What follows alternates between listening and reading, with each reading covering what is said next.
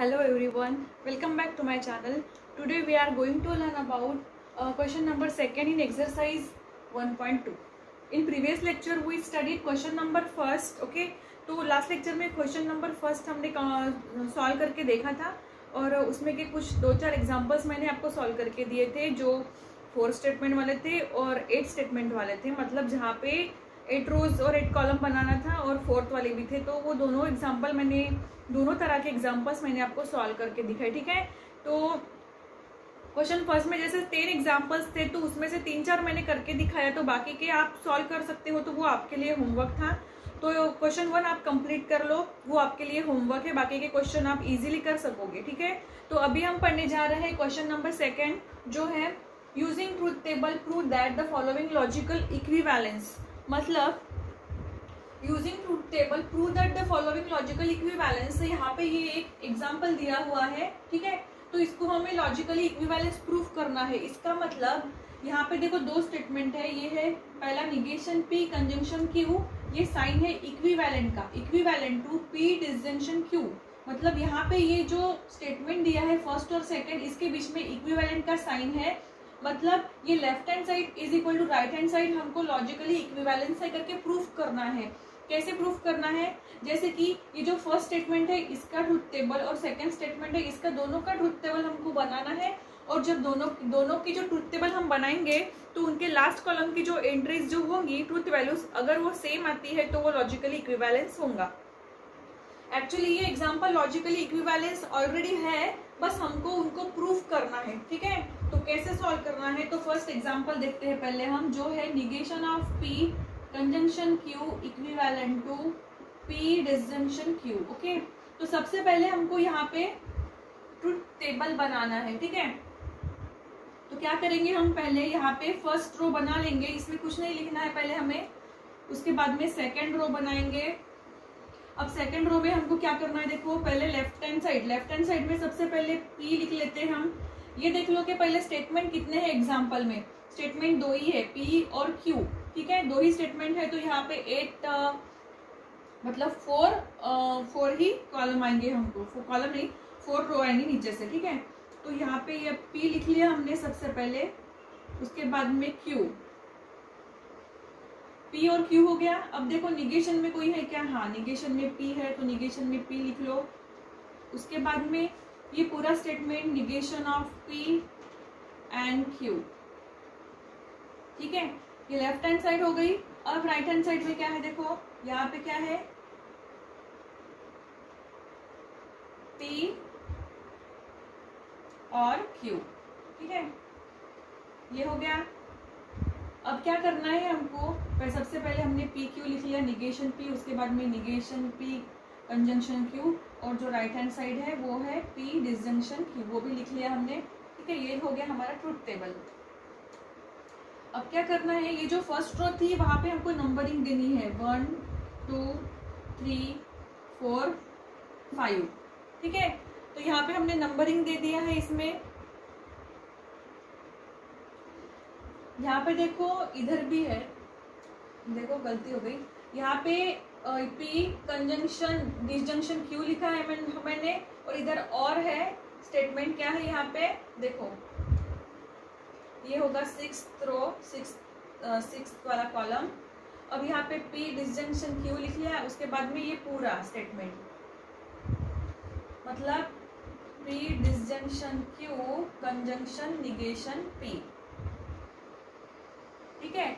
मतलब टोटल यहाँ पे 6th रो आए हैं, ठीक है, 6th रो आए हैं। अब इसकी ट्रूथ वैल्यू लिखना है हमें। जैसे कि यहाँ पे P और Q 2 ही स्टेटमेंट है, तो यहाँ पे 4 स्टेटमेंट आएंगे, मतलब ट्रू ट्रू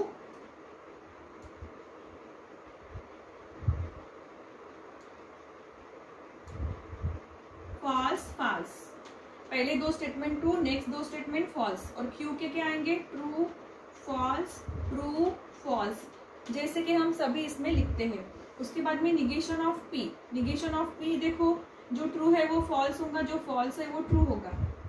अब ये दोनों ट्रू है तो ये फॉल्स आएंगे, ये फॉल्स है तो ये ट्रू आएंगे, ठीक है।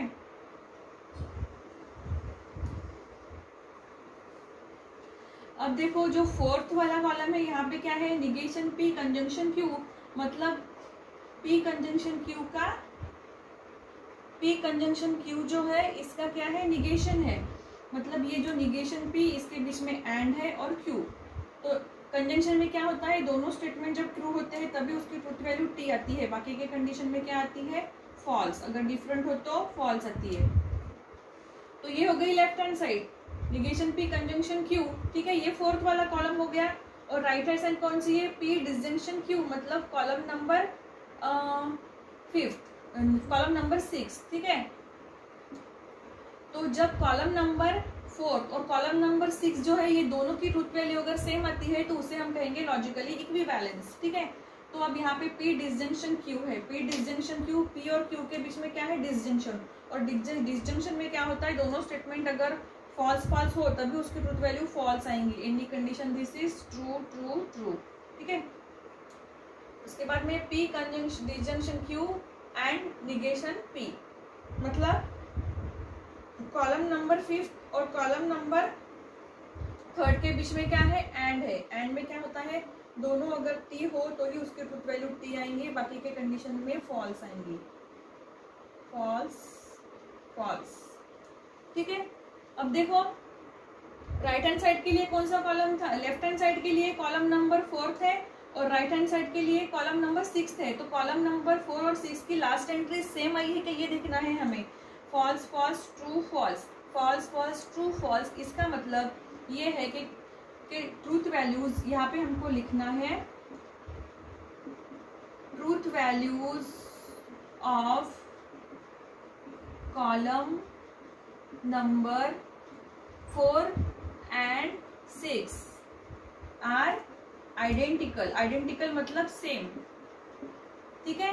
The truth values of column number 4 and 6 are identical, मतलब 4th और 6 की जो लास्ट एंट्रीज की ट्रूथ वैल्यूज है वो क्या है, आइडेंटिकल है, मतलब सेम है। हेंस प्रूव दैट, यहाँ पे लिखना है हेंस प्रूव्ड, ये जो है negation of P conjunction Q equivalent to P disjunction Q conjunction negation P, ये हमने प्रूफ कर लिया, ठीक है। कॉलम नंबर 4 और 6 की लास्ट एंट्रीज ये आइडेंटिकल है, मतलब सेम है। इसका मतलब ये जो स्टेटमेंट दिया हुआ है ये क्या है, लॉजिकली इक्विवेलेंट है। इसका मतलब ये होता है कि ये लॉजिकली इक्विवेलेंट है। आई होप आपको समझ में आ गया होगा। क्वेश्चन नंबर 1 के जैसे ही किया है हमने, लेकिन यहाँ पे क्या करना था, लॉजिकली इक्विवेलेंस, मतलब यहाँ पे दो स्टेटमेंट दिया हुआ है, फर्स्ट और सेकंड, मतलब लेफ्ट हैंड साइड और राइट हैंड साइड दोनों के बीच में इक्विवेलेंट का साइन है। तो हमको क्या करना है, पहले इसका पूरा ट्रुथ टेबल बना लेना है। जैसे कि हम लिखते हैं, पहले देखते हैं कि कितने स्टेटमेंट है, पी और क्यू है, तो बस पी और क्यू है तो यहाँ पे फोर्थ ही आएंगे, true true false false, true false true false. और अगर पी क्यू आर होता तो वहाँ पे हमको 8 रोज बनाना पड़ता, 8 रोज, मतलब पहले 4 स्टेटमेंट ट्रू और नेक्स्ट 4 स्टेटमेंट फॉल्स, तो इस तरह से, ठीक है। तो यहाँ पे हमने देखा कि लेफ्ट हैंड साइड का जो कॉलम था 4 और राइट हैंड साइड का जो कॉलम था 6, दोनों की एंट्रीज जो है वो क्या है, एग्जैक्टली सेम आई है। इसका मतलब ये जो एग्जांपल है ये क्या है, लॉजिकली इक्विवेलेंट है, ये हमने प्रूफ कर लिया, ठीक है। आई होप कि ये क्वेश्चन आपको समझ में आ गया होगा। अब हम देखते हैं यही क्वेश्चन में, यही सेकंड क्वेश्चन में का फोर्थ वाला क्वेश्चन, जहाँ पे 3 स्टेटमेंट है पी क्यू वाले, नहीं 2 स्टेटमेंट है पी क्यू वाले, ये मैं आपको सॉल्व करके बताऊंगी। इसमें का जो सेकंड और थर्ड है बहुत ही इजी, वो आप इजीली सॉल्व कर सकोगे, तो वो आप सॉल्व करके देखो, ठीक है। तो अभी हम देखते हैं क्वेश्चन नंबर 4।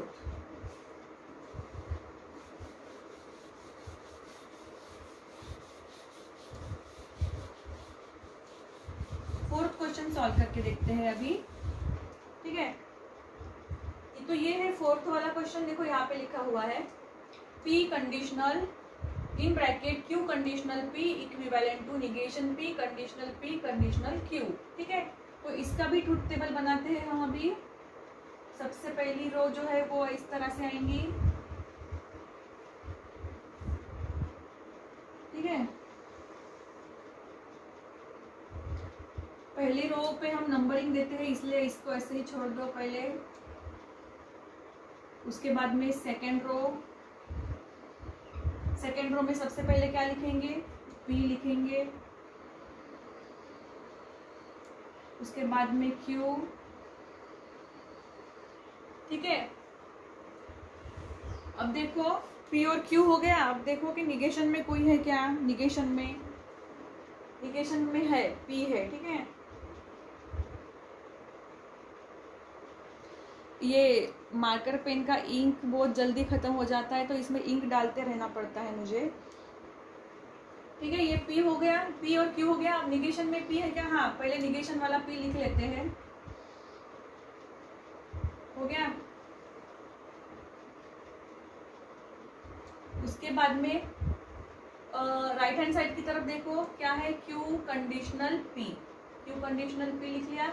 उसके बाद में ये पूरा statement P conditional Q conditional P, ये हो गया। अब right hand side, left hand side हो गई। अब राइट हैंड साइड की तरफ देखो, राइट हैंड साइड की तरफ क्या है, निगेशन ऑफ पी तो हमने पहले ही लिख लिया है। अब यहाँ पे क्या है, P conditional Q, P conditional Q, और उसके बाद में निगेशन पी कंडीशनल क्यू, ठीक है। तो ये हो गया ट्रुथ टेबल हमारा। अब इसको नंबरिंग दे देते हैं 1 2 3 4 5 6 7, ठीक है। टोटल 7 रो आए हैं यहाँ पे। तो लेफ्ट हैंड साइड के कौन सा कॉलम है, लेफ्ट हैंड साइड का P conditional Q conditional P, मतलब ये कॉलम नंबर 5 और जो कॉलम नंबर 7 है इसकी लास्ट एंट्रीज की जो ट्रूथ वैल्यूज है वो सेम आना चाहिए, तब जाके वो लॉजिकली इक्विवेलेंस होगा, ठीक है। तो इसकी ट्रूथ वैल्यूज लिखते हैं पहले, ट्रू ट्रू फॉल्स फॉल्स, ये होगी ट्रू फॉल्स, ठीक है। और निगेशन पी क्या होगा, फॉल्स ट्रू ट्रू। अब क्यू कंडीशनल पी, क्यू और पी के बीच में क्या है, कंडीशनल में क्या होता है, पहला स्टेटमेंट ट्रू और दूसरा फॉल्स हो तभी उसकी ट्रूथ वैल्यू एफ आएंगी। Any condition this is true true true, ठीक है।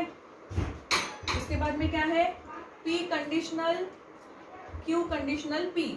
अब यहाँ पे P conditional Q conditional P, मतलब कॉलम नंबर 1 और 4 के बीच में क्या है, कंडीशनल सेम, पहला स्टेटमेंट ट्रू और दूसरा फॉल्स होगा तो भी उसकी ट्रूथ वैल्यू एफ आएंगी। Any condition this is false, यहाँ पे कोई भी पहला ट्रू और दूसरा फॉल्स नहीं है, मतलब ये सभी ट्रू आएंगी, ट्रू ट्रू ट्रू, ठीक है।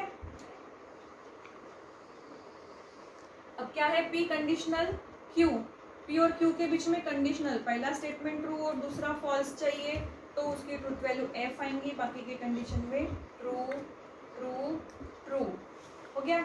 अब 7 वाला कॉलम में देखो, negation of P conditional Q, मतलब 3rd और 6 के बीच में कंडीशनल है, पहला स्टेटमेंट ट्रू और दूसरा फॉल्स चाहिए हमें, पहला स्टेटमेंट ट्रू और दूसरा फॉल्स है क्या, नहीं है, सभी डिफरेंट है, पहला ट्रू और दूसरा फॉल्स नहीं है, मतलब ये क्या आएंगे, true true true true.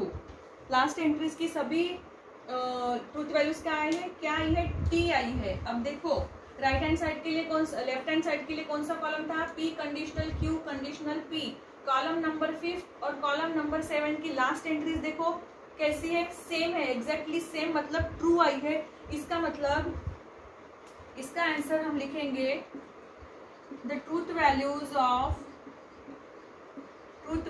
Of column number 5 and 7 are क्या है, आइडेंटिकल है, आइडेंटिकल मतलब सेम है। Truth values of column number 5 and 7 are identical, hence proved, यहाँ पे लिखो हेंस प्रूव्ड दैट, यहाँ पे हमने प्रूव कर लिया कि ये जो स्टेटमेंट है ये लॉजिकली इक्विवेलेंट है, P conditional Q conditional P equivalent to negation P conditional P conditional Q, ठीक है। क्या है ये, लॉजिकली इक्विवेलेंट है। तो इस तरह से ये 2 क्वेश्चन है। क्वेश्चन नंबर 4 भी मैंने सॉल्व करके बताया है। यहाँ पे 2 क्वेश्चन अभी मैंने आपको सॉल्व करके बताए हैं, एक तो क्वेश्चन नंबर पहला, सेकंड में का पहला एग्जांपल और 4th एग्जांपल, दोनों मैंने आपको सॉल्व करके दिखाए। I hope you understand this question, okay. अब ये यहाँ पे 2 हो गए। अब नेक्स्ट लेक्चर में हम देखेंगे, इसमें मैं आपको 3 स्टेटमेंट वाला भी बताऊंगी जो पी क्यू और आर का होता है। तो अभी पहले ये 2 अच्छे से पढ़ लो और सेकेंड और थर्ड एग्जाम्पल सॉल्व करके देख लो। और ये जो क्वेश्चन है सेकंड में जो भी पी और क्यू वाले दो स्टेटमेंट के जो भी क्वेश्चन है वो आप पूरे सॉल्व कर लो एग्जाम्पल्स। बाकी के थर्ड वाले हैं जो मैं आपको नेक्स्ट लेक्चर में बताने वाली हूँ, ठीक है। सो अभी के लिए बस इतना ही। Thank you so much.